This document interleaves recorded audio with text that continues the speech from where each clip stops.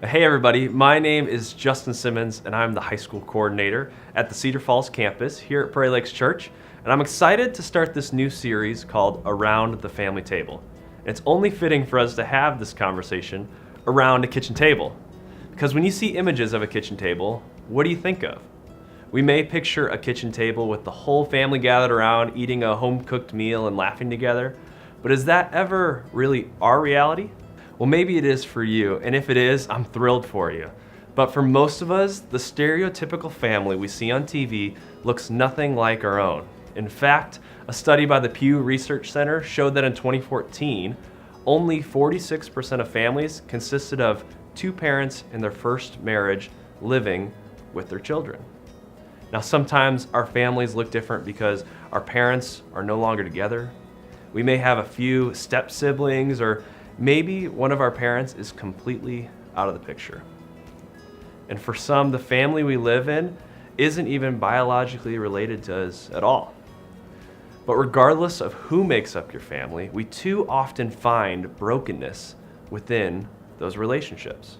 Now, that brokenness exists either between yourself and your parents, a disconnect between your siblings, or a division of your parents. And whatever your family may look like, the image of a family gathered around a table like this feels unknown. That image of a close-knit family may represent security, trust, and love, but for some of us, we just don't feel that way in our own families. And I want to talk to those of you who feel that way right now and say this: you are not alone. We live in a world full of brokenness as a result of sin, and this manifests itself into selfish desires that lead to broken relationships.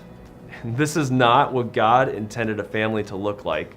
But even though our sin causes these broken relationships and therefore broken families, there is one thing I know for certain, and that's today's main point, is God can use broken families.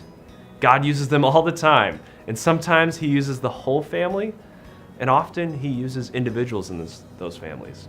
And it's not always the best one. And so throughout the whole storyline of the Bible, we are told about a coming Messiah that would fix our sin problem and restore broken relationships between us and God, and with each other. And you may have heard about Him before. His name is Jesus. And now, interestingly enough, we are told that Jesus would come from a particular family, and from the beginning, that family was made a promise that the Messiah would come from their family line. And what I want to show you today is that even within the family line that Jesus came into the world through, there was incredible brokenness. And let's look at some stories together. And when we read these stories together, we're thinking about the events that these characters were experiencing and the emotions they were experiencing. Now, when we read these stories together, we're going to think about the events these characters were experiencing and the emotions they were experiencing. The scenarios they find themselves in may take place in a completely different culture, and the actual events may have no similarity to you, but pay close attention to the way these characters may be feeling, because my guess is that you may relate. And so in chapter 1 of Matthew, we see the family line of Jesus, and the first name that's mentioned in that family line is Abram, who we later call Abraham. And throughout the whole book of Genesis, we find more of his family story. Now in Genesis 15, God makes a covenant with Abraham that his offspring will be as numerous as the stars.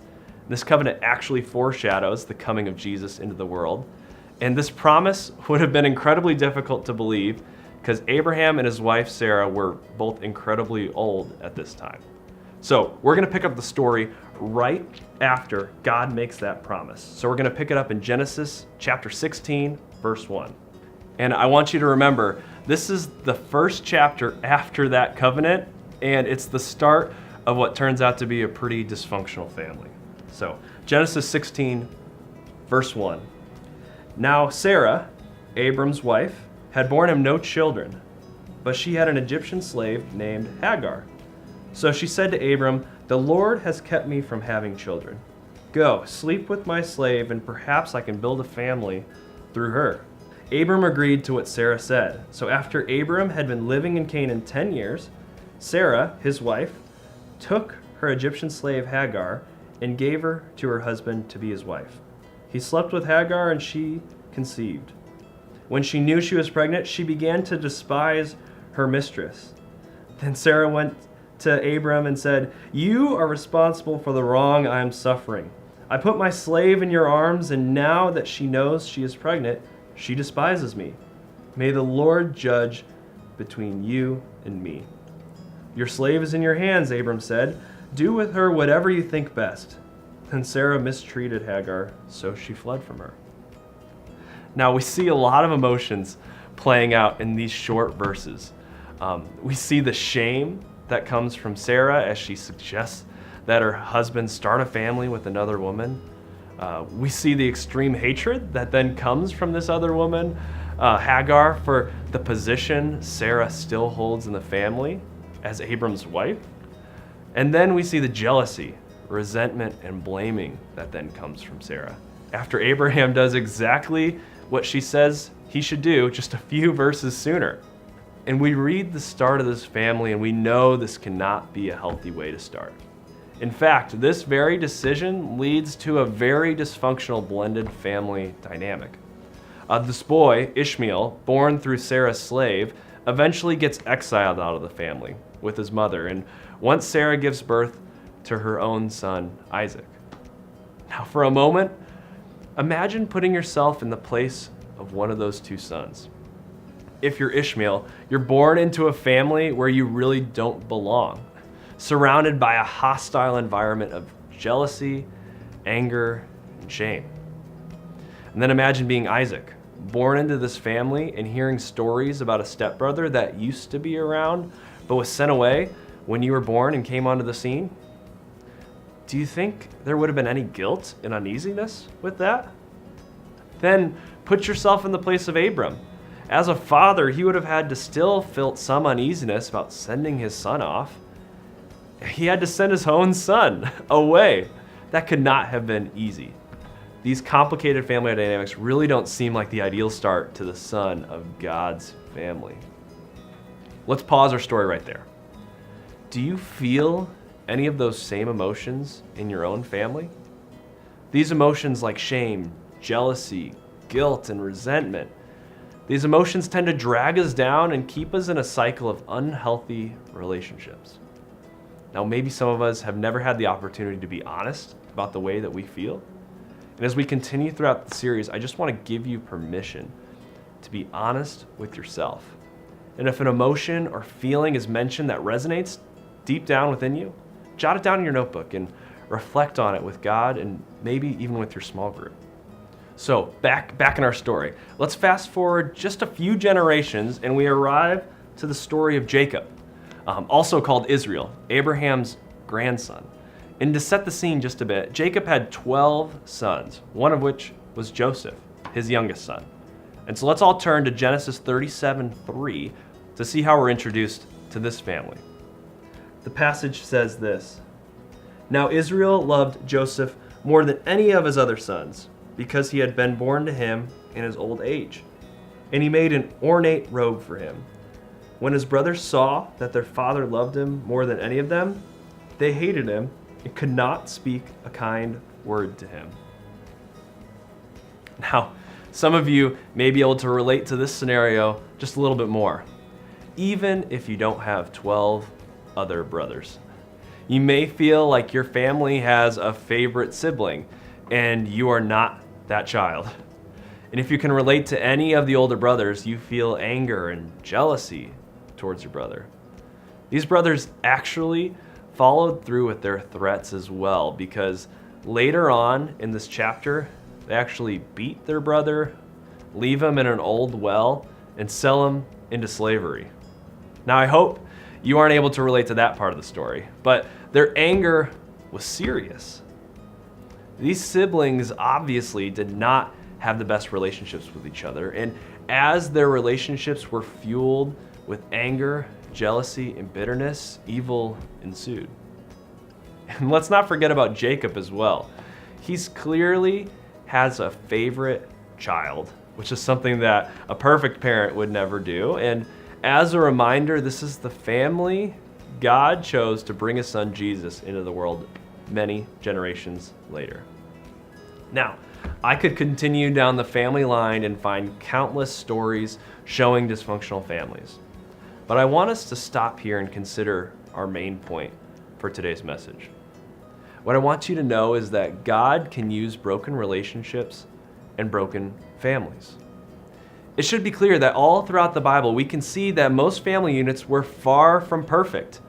Yet God includes their stories in the Bible as He unveiled His ultimate plan to redeem His people. Our lives and our families fall into a time when we're waiting for Jesus to ultimately heal every broken relationship. And when you have a personal decision to cross over the faith line and you put your faith in Jesus Christ, your relationship with God is restored through the sacrifice that Jesus made on the cross. And then when we become more like Jesus, He gives us the power to help restore the broken relationships that exist amongst ourselves and our families. And when selfish desires and motives that result in sin are removed from our family units, they start to look a little bit more like the vision we are given of heaven. But of course, we aren't there yet, and Jesus has not returned, and sin still exists amongst our relationships. So what is one thing we can move forward in these relationships now? Well, when we work to recognize where brokenness exists, we get a little closer to finding solutions to help mend these broken relationships. Now today in our small groups, I want us to create a diagram to help recognize the relationships that exist between our own family, and it's called a sociogram. Now, a sociogram highlights the relationships that exist between members of a group, and they puts it in a visual way. And when creating a sociogram of your own families, you start with yourself. Then you start to add other members of your family, like mom, dad, brothers, sisters, step-parents. And what you will do next is draw symbols that show relationships between each member of your family.